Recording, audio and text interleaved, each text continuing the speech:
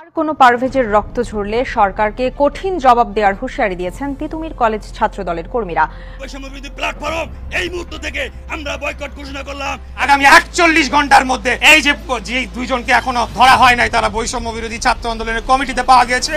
ছাত্র আন্দোলনের মূল উদ্দেশ্য ছিল বৈষম্যহীন নিরাপদ বাংলাদেশ গড়ার। তবে গত ৮ মাসে তারা প্রমাণ করে দিয়েছে এটা বৈষম্য বিরোধী ছাত্র আন্দোলন ছিল না, এটা ছিল বৈষম্যপূর্ণ অনিরাপদ বাংলাদেশ গড়ার আন্দোলন। দীর্ঘ ৮ মাসে সমন্বয়করা জনগণের টাকা লুট করে নতুন রাজনৈতিক দলের আত্মপ্রকাশ ঘটিয়েছে।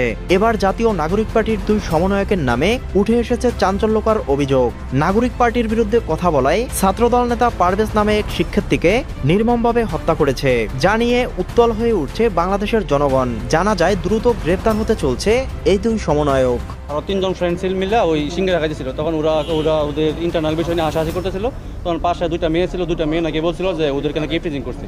তখন ওইটা ভার্সিটিতে কমপ্লেন দেওয়া হয়েছিল। তখন প্রক্টর বডির ম্যাম প্লাস স্যার ওরা মিলে এটা সহজ মানে যখন সঠিক কোন তথ্য পায় না ইফটিজিংয়ের, তখন ওইটা মিট করে দিয়েছিল। মিট করে দেওয়ার পরে মানে ওই স্যাররা যখন ওই পারভেজ ভাই যখন সিনিয়র ওই মেয়েদেরকে আবার সরি বলছিল যে তুমি যখন আমার ছোটো বোনের মতো, তো আমাদেরকে তুমি যদিও ইফটিজিং করি না, তাও যদি কোনো ভুল মনে করে তাহলে আমি তোমাদেরকে দুঃখিত সরি বলছি।